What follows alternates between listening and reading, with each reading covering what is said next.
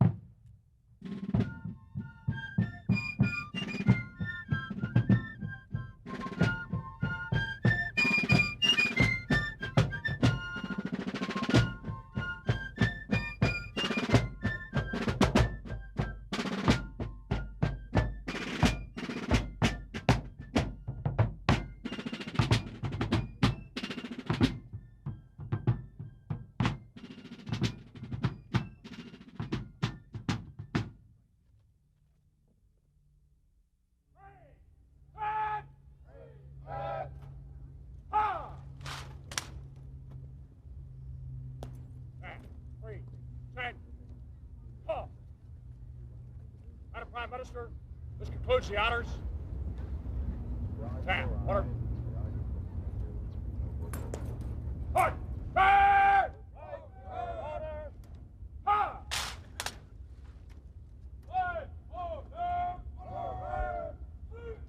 Hold! Order! Ha!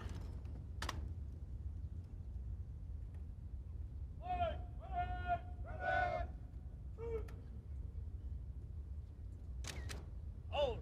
Ready? Punch! Ceremonial! Back! Hey! Hold! Stand and... Stand! Ceremonial! Back! Hey!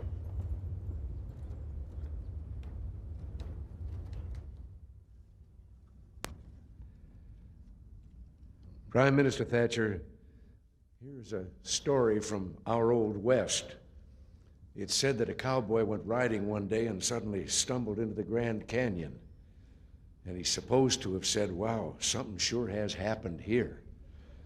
Well, Prime Minister Thatcher, when we contemplate the world as it is today and how it was when we first met here 8 years ago, we too have a right to say something sure has happened.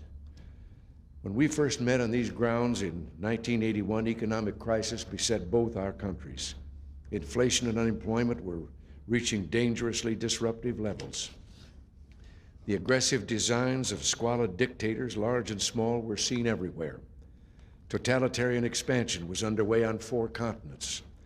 Terrorism was growing, and in the face of the most massive arms buildup in human history, our own defenses had fallen into disrepair and decline. A new nuclear missile was aimed at Europe and Asia. There was talk of unilateral cutbacks and American withdrawals and nuclear freezes and questions about the alliance. Our alliance, the great alliance built with such difficulty and daring since the last World War, was in grave danger. All of these problems spoke to an even deeper crisis, a crisis of faith, a crisis of will among the democracies. Here in our own nation, there were those who questioned whether our democratic institutions could survive, whether the modern world had made them obsolete. Well, now it's changed. Now the excitement and vigor and energy in the world is with the cause of freedom. As the United States and Great Britain and other free nations have prospered, we have seen an almost Newtonian revolution in the science of economics. We are learning that the way to prosperity is not more bureaucracy and redistribution of wealth, but less government and more freedom for the entrepreneur and for the creativity of the individual. Change, extraordinary change, has come upon the world. And that's why at this moment, Prime Minister Thatcher, we're especially glad to be welcoming you here to our shores and to have this opportunity to acknowledge the special role that you and the people of Great Britain have made in achieving this remarkable change. It was my privilege last June, shortly after my return from Moscow, to note in a speech at Guildhall your extraordinary role in the revitalization of freedom. Today, in welcoming you to these shores, I and the American people again restate our gratitude. In the critical hour, Margaret Thatcher and the people of Great Britain stood fast in freedom's defense and upheld all the noblest of your island nation's traditions. Yours was the part of courage and resolve and vision. Bismarck reflected once that the supreme fact of the 19th century was that Great Britain and the United States shared the same language. And surely future historians will note that a supreme fact of this century was that Great Britain and the United States shared the same cause, the cause of human freedom. Together we've come a long way in striving for that cause. Even in the terrible disappointment following the last World War, when we realized all we had striven for in that great conflict, world peace and freedom, would once again elude us, and that we would have to begin again and stand together again in facing the menace of war and totalitarian tyranny, even then we did not lose heart, and stand together we have. When first you were here, Prime Minister Thatcher, we referred to a decade fraught with danger. We can hope today that in meeting those dangers, we have transformed this decade into a turning point for our age and for all time. In continuing this work, it is profoundly reassuring to me and to all who care about freedom that you will continue to share with America your vision and your steady hand. And this is especially critical to us at this moment of transition in our government. So whatever the future may hold, today, the American people express to you our thanks, our affection, and our determination to stand with you until freedom has triumphed. Sir Winston put it very well when he said, "The day may dawn when fair play, love for one's fellow men, respect for justice and freedom will enable tormented generations to march forth serene and triumphant. Meanwhile, never flinch, never weary, never despair."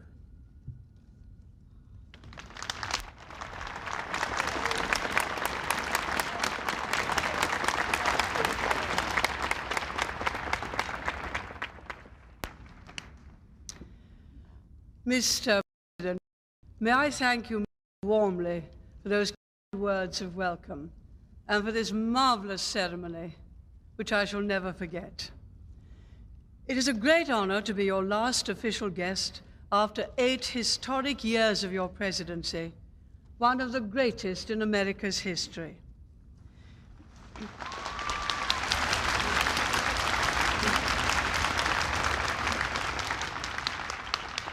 It's an opportunity to affirm anew the deep friendships, not only between ourselves, but between the British and American peoples.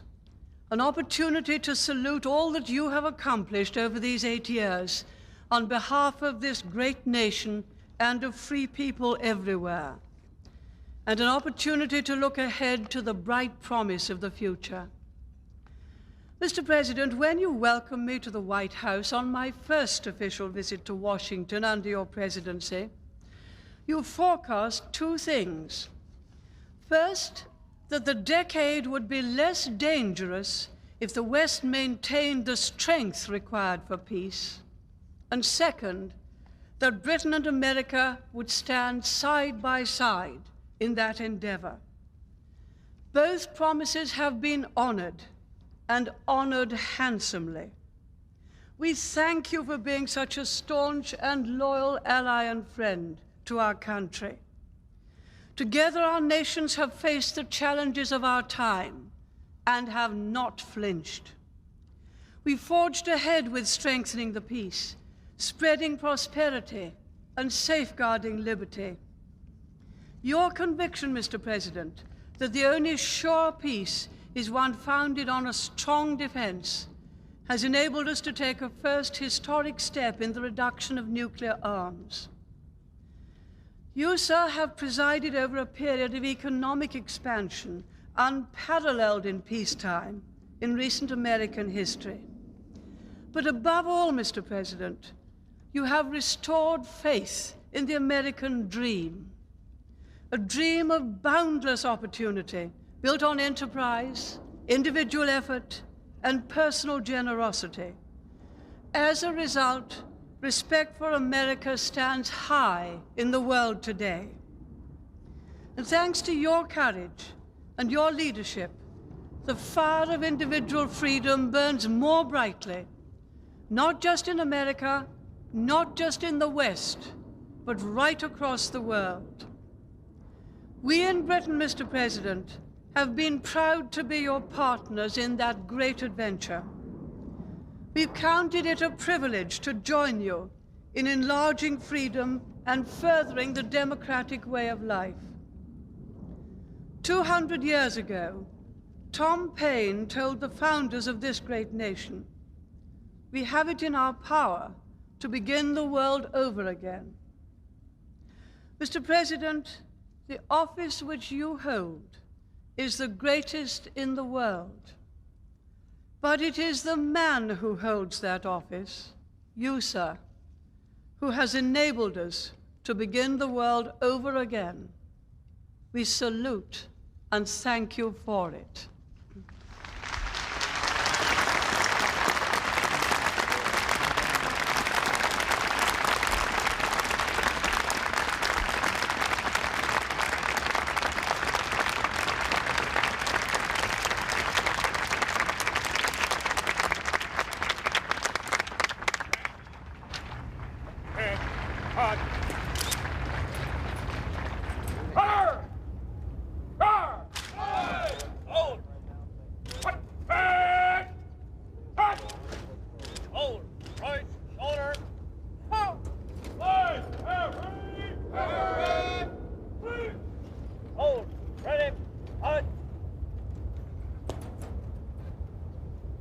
President, this concludes the ceremony.